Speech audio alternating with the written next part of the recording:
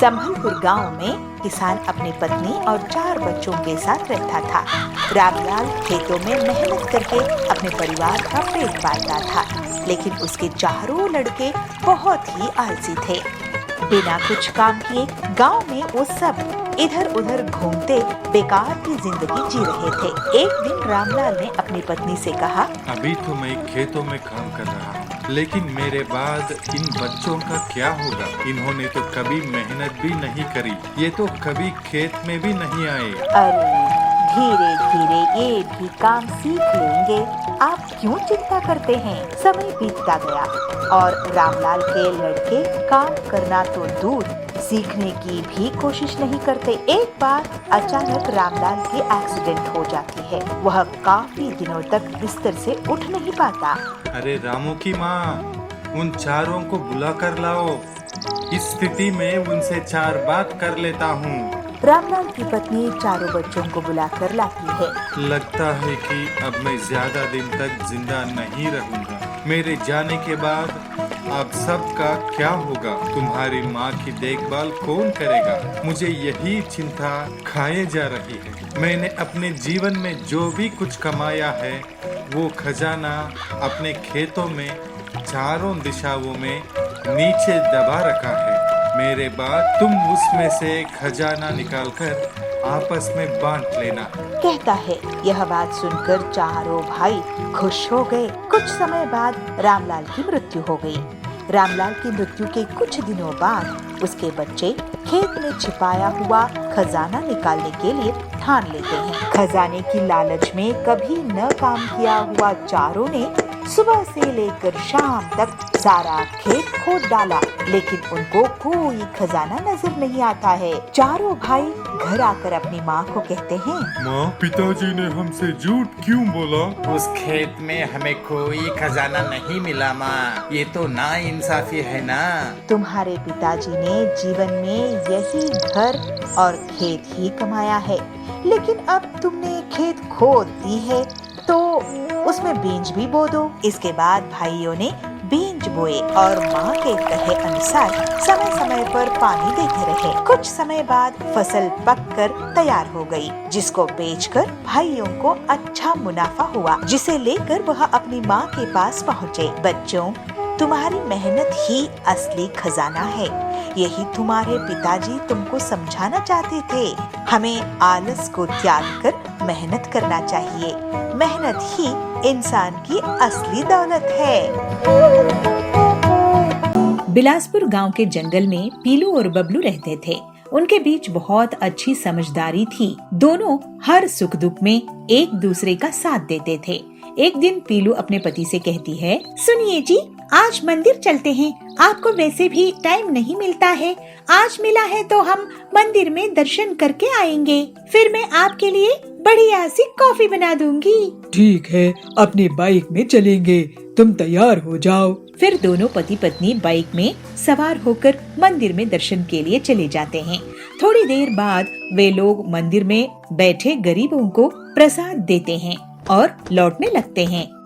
सड़क में उनको एक ट्रक पीछे से टक्कर मार देता है और दोनों सड़क के किनारे गिर जाते हैं। उनकी गाड़ी टूट जाती है। आप ठीक तो है ना? पीलू बबलू से पूछती है। हाँ पीलू, मैं ठीक हूँ, तुम ठीक हो ना? ये तो गनीमत है कि हमारी जान बच गई। बबलू की बाइक को वहाँ खड़े लोग ट्रक के नीचे से निकालते हैं। बाइक पूरी तरह से टूट गई थी। फिर वो लोग एक ट्रैक्टर की मदद से टूटी हुई बाइक को अपने घर लेकर जाते हैं। मेरी इतनी मेहनत से कमाई हुई बाइक ऐसे ही टूट गई। इसी में मैं होम डिलीवरी का काम करता था। अब पता नहीं क्या होगा। बाइक का भी नुकसान हुआ और नौकरी का भी, और इस नुकसान की भरपाई कैसे होगी? आप चिंता मत करो जी, आपकी जान बच गई, ये मेरे लिए सबसे बड़ी बात है। आप दुखी मत हो। मेरे ख्याल से आप अपने मैकेनिक दोस्त हरिया से मिलो और उससे अपनी बाइक ठीक करवाओ। मुझे पक्का यकीन है कि आप बाइक ठीक करवा ही लोगे। ठीक है पीलू, अगले दिन बबलू सोचता है कि उनके पुरखों की जमीन उनके घर के पीछे है जिसमें वो खेती कर सकता है, लेकिन उसके लिए ट्रैक्टर चाहिए। काश मेरे पास एक ट्रैक्टर होता तो मैं खेती कर लेता और फसल बेच के पैसे कमाता। फिर बबलू अपनी टूटी बाइक लेकर हरिया के पास जाता है। हरिया भाई, मेरे दोस्त, मेरी बाइक को ऐसा रिपेयर करना कि मैं गांव में सबसे तेज डिलीवरी बॉय बन जाऊं। अरे बाइक रिपेयर के लिए लायक नहीं है, इसमें तो बहुत बड़ा ज्यादा काम करना पड़ेगा। अरे भाई, अगर मेरे पास ट्रैक्टर होता तो मैं उससे खेती करता। अरे तो बाइक क्या रिपेयर करवा रहे हो, मैं तेरे लिए ट्रैक्टर बाइक ही बना दूंगा। जब बबलू बाइक ऑन करता है, फिर हरिया आसपास देखता है और एक ट्रैक्टर के टायर को बाइक में फिट कर देता है।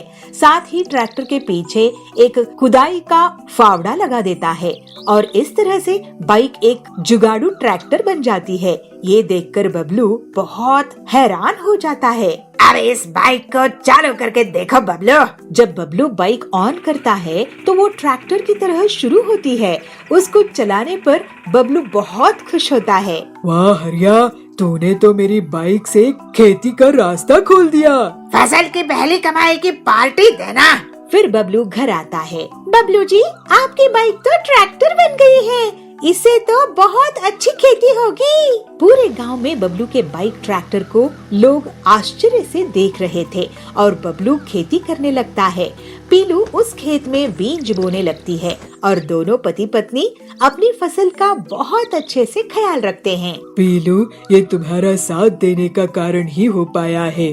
तुम्हारी कहने पर ही मैं बाइक ठीक करने के लिए हरिया के पास गया और ये अनोखी ट्रैक्टर बाइक तैयार हो गई। क्यों नहीं जी, आखिर आपकी पत्नी जो हूँ, हम दोनों सुख दुख में एक दूसरे का साथ नहीं देंगे तो कौन देगा। इस तरह से पीलू और बबलू हंसी खुशी रहने लगते हैं। कोल्हापुर नाम का एक छोटा सा गांव था। उसके जंगल में बबलू कबूतर अपनी पत्नी पीलू चिड़िया के साथ रहता था। वो एक लकड़हार था और लकड़ियाँ काट के उनके घर बनाकर वो लोगों को वो दिया करता था। पीलू एक दिन कहती है, अरे सुनते हो जी, आप आजकल क्या कर रहे हैं? सिर्फ लोगों के घर ही बनाते रहोगे कि हमारा घर भी ठीक करोगे? बारिश तूफान का मौसम आने वाला है, अगर घर ठीक नहीं किया तो अपने यहाँ पानी भर जाएगा। अरे ठीक है, क्यों परेशान हो रही हो? अभी 2 घर और बना लूं, उसके बाद अपने घर को ठीक कर दूंगा। 2 घर बनाना है या 20? तुम्हें पैसे तो कोई देता नहीं है, आखिर कब तक हम गरीबी में रहेंगे? तुम्हारे साथ वाले देखो कितना आगे बढ़ चुके हैं, गाड़ी ले लिया है, घर ले लिया है। वो सब अपने काम में गलत तरीके से मुनाफा कमाते हैं, अपने ग्राहक को ठगते हैं। मैं ऐसा नहीं कर सकता। आखिर लोगों की मेहनत की कमाई का अपने सपनों का घर जो है, इसमें ठगना पाप होगा। अरे मैं तुम्हें चोरी या लोगों को ठगने के लिए नहीं कह रही हूँ, बस तुम अपनी कमाई बढ़ाओ और घर के बारे में भी सोचो। बबलू उदास होकर जंगल में बैठ जाता है। तभी उसके पास एक बूढ़ा बाज आता है। बेटा, ऐसा उदास क्यों बैठे हो? बबलू बूढ़े बाज को पीलू की बताए हुए पीलू की बातें बताता है। तो परेशानी क्या है बेटा?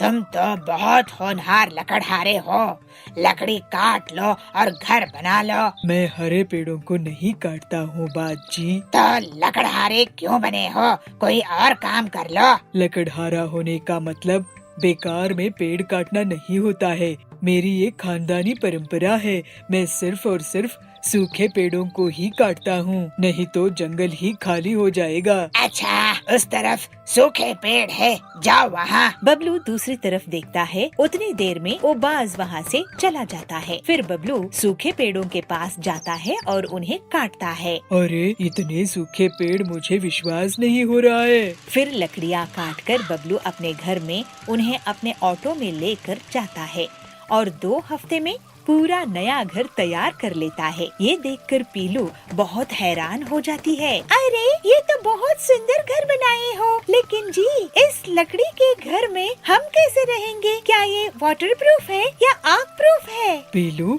मुझसे ये घर कैसे बन गया पता नहीं। मुझे एक बूढ़े बाज मिले थे जंगल में, उन्होंने मुझे सूखी लकड़ियाँ दिखाई। तभी वो बूढ़ा बाज वहाँ आ जाता है। अरे वाह बेटा, तुम तो कमाल के कारीगर निकले।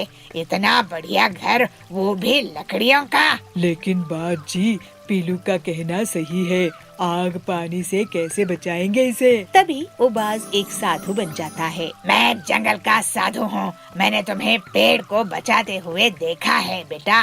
तुमने लालच में आकर कभी उन्हें नहीं काटा। मैं तुम्हारे इस लकड़ी के घर को आशीर्वाद देता हूँ कि इसे ना तो आग लगेगी ना ही पानी कुछ बिगाड़ पाएगा, और तुम और भी ऐसे ही सूखे पेड़ की लकड़ी के घर बनाकर अपना कारोबार करो। साधु बाज की बात सुनकर पीलू और बबलू बहुत खुश हो जाते हैं। बाज बाबा जी, मुझे माफ कर दीजिए।